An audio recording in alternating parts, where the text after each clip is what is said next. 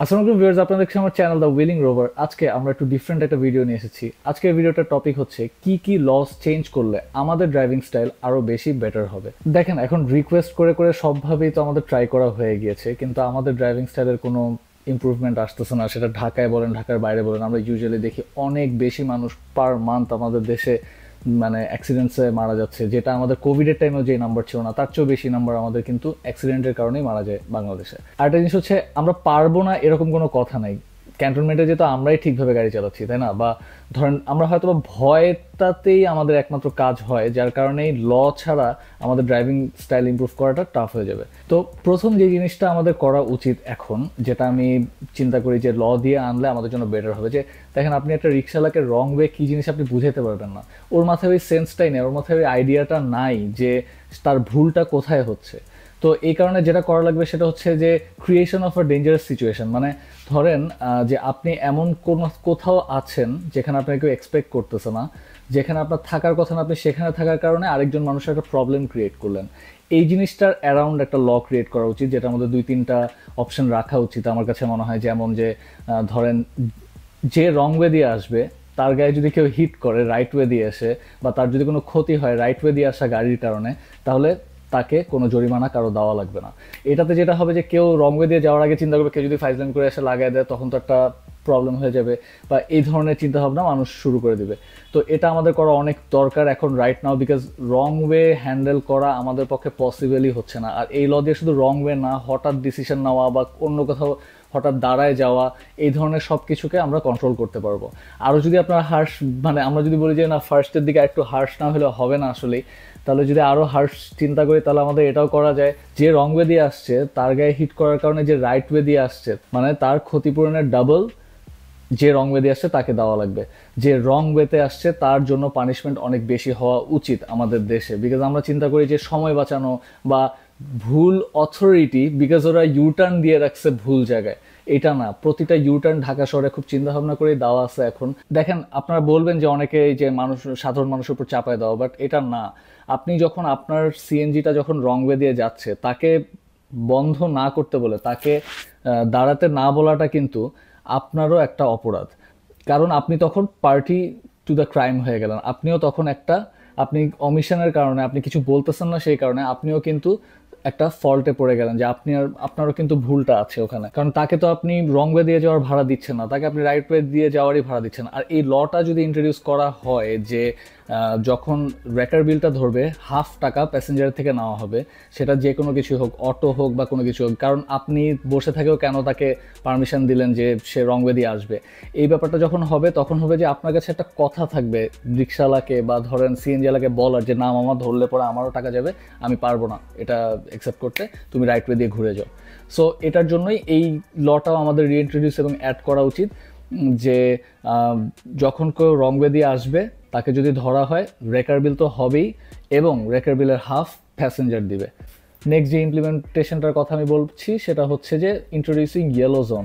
আমরা অনেকেই বলি যে 50 মিটার আগে থেকে আমাদের লেনটা ভাগ করে দিলেই ওই লেনে ঢুকার গাড়ি ব্লক করলো না, আর এই পাশ দিয়ে আমরা চলে যেতে পারলাম। এটা হয় না আমাদের দেশে। আমাদের ড্রাইভাররা সব কিছু ট্রাই করা শেষ, ট্রাইড অ্যান্ড টেস্টেড এভরিথিং, কিন্তু কোনোভাবেই আমাদের ড্রাইভিং স্টাইলের কারণেই আমাদের গায়েই আসে না আমাদের কারণে কোনো সমস্যা হচ্ছে কিনা কারো। এই একটা অ্যাটিটিউডের কারণেই মানে কোনো লই সেভাবে এটা করতে পারে নাই।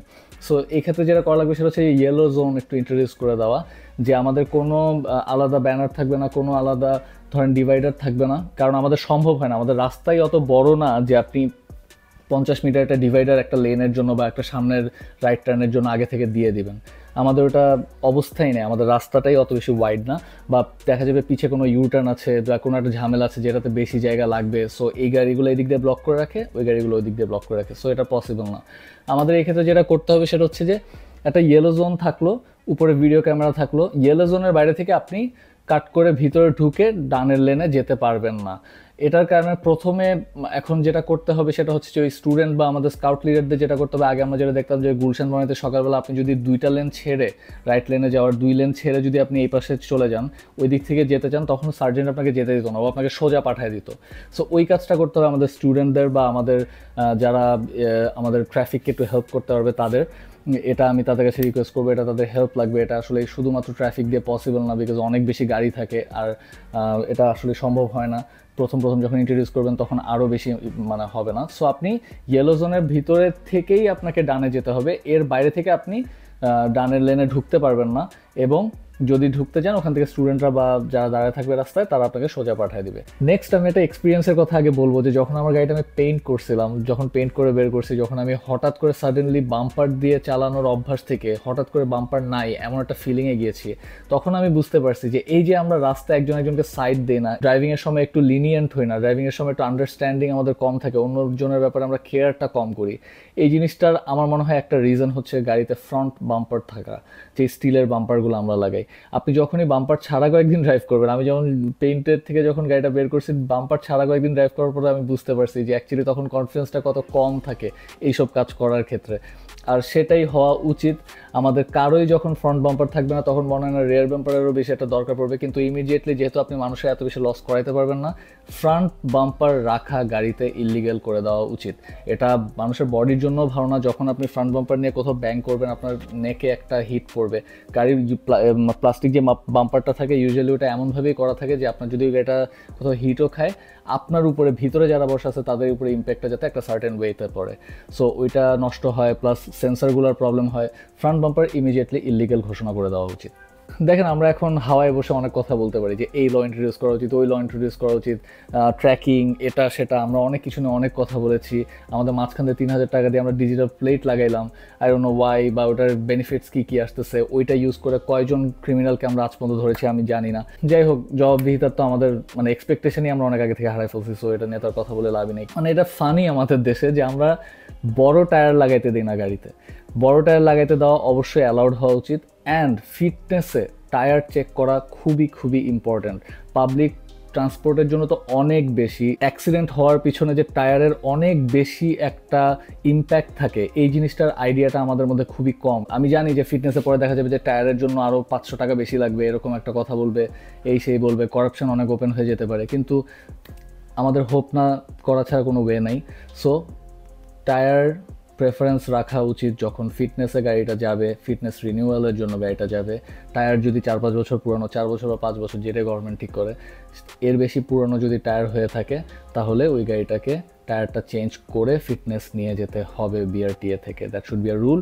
আর আমার মনে হয় যে টায়ার সাইজ বড় করা অ্যালাউ করে দেওয়া উচিত, অ্যাটলিস্ট এক সাইজ। আমি আমার সব ভিডিওতে বলেছি যে হর্ন কখনোই প্রেস করে ধরে রাখবেন না, হর্ন সবসময় ট্যাপ করার জিনিস, the verb is to horn. সব জায়গায় লেখা থাকে হর্ন বাজানো নিষেধ, কিন্তু আপনাকে বুঝতে হবে যে আমরা ওই রকম দেশে বা আমাদের রোড সিচুয়েশন ওই রকম থাকে না যে আমরা হর্ন ছাড়া ড্রাইভ করতে পারবো। সো সেই ক্ষেত্রে আমাদের দেখা যায় যে অনেক সময় আমাদের পজিশনটা বুঝাইতে, আমরা কোথায় আছি সেই জায়গাটার জন্য বোঝানোর জন্য হলো একবার হর্নটা ট্যাপ করতে হয়। সো হর্ন ট্যাপ করানোর দিকে মানুষকে বেশি এনকারেজ করাতে হবে। হর্ন চাপ দিয়ে ধরে রাখাটা যে ইললিগাল সেটা আমাদেরকে সামহাও ইন্ট্রোডিউস করতে হবে। যেমন ধর আমরা বলতে পারি যে 3 সেকেন্ডের বেশি হর্নটা চাপ দিয়ে ধরে রাখা যাবে না। আপনার কোনো সার্জেন্ট যদি শুনে যে এই গাড়িটা 3 সেকেন্ডের বেশি হর্নটা চাপ দিয়ে ধরে রাখছিল, তাকে সে ডিসক্রিপশনে ওখানে একটা কেস দিতে পারে।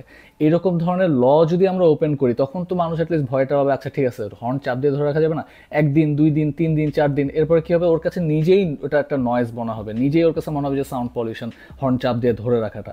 আর ইমার্জেন্সি সিচুয়েশনে তো এটা আসলেই রিফ্লেক্সের সাথে সাথে হয়ে যায়, এটাতে কিছু করার নেই, সেটা হয়তো আলাদা করতে হবে। কিন্তু কোনো ইমার্জেন্সি সিচুয়েশন ছাড়া কেউ যদি 3 সেকেন্ডের বেশি হর্নটা চাপ দিয়ে ধরে রাখে, তাকে কেস দেওয়ার মতো একটা ল আমাদের চালু করে দেওয়া উচিত। আমাদের ট্যাক্স স্ট্রাকচারের সবচেয়ে বিগেস্ট এরার যেটা আমার মনে হয় সেটা হচ্ছে 1600 আর 1500 দুইটা ডিফারেন্ট ক্যাটাগরিতে রাখা। এমন অনেক মডেলস আছে যেই গাড়িটার 1500 সিসিও আছে, 1600 সিসিও আছে। সো সেইটার জন্য খুবই আনফেয়ার হয়ে যায় যখন দুইটাকে আপনি ডিফারেন্ট মানে ট্যাক্স স্ট্রাকচারে রাখবেন।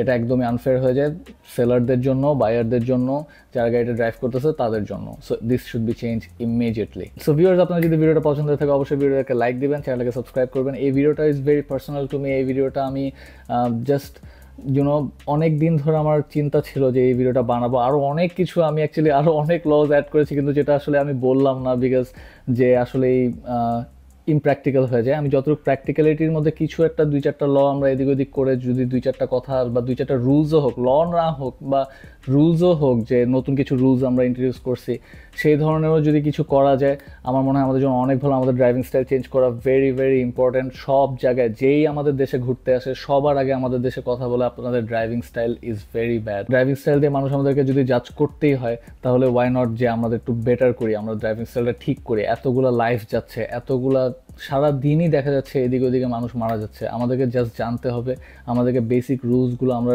ড্রাইভিংয়ের বেসিক রুলস জানি না, ড্রাইভিং নিয়েও আমরা একটা ভিডিও করবো ইনশাল্লাহ ভেরি সুন। সো ভিউয়ার্স, এটা আমার জাস্ট করতেই হয়তো, এটা আমার একটা ভেরি পার্সোনাল একটা ভিডিও, যেটা আমি জানি যে হয়তো আমার সব কন্টেন্টের সাথে যায় না, কিন্তু আমি I just wanted to make this video. So ভিডিওটা পছন্দ থাকে অবশ্যই ভিডিওতে লাইক দিবেন, চ্যানেলটাকে সাবস্ক্রাইব করবেন, বেল আইকনটা প্রেস করে রাখবেন যাতে নতুন কোনো ভিডিও আসার সাথে সাথে জেনে যান নতুন একটা ভিডিও আসছে। আসসালামু আলাইকুম।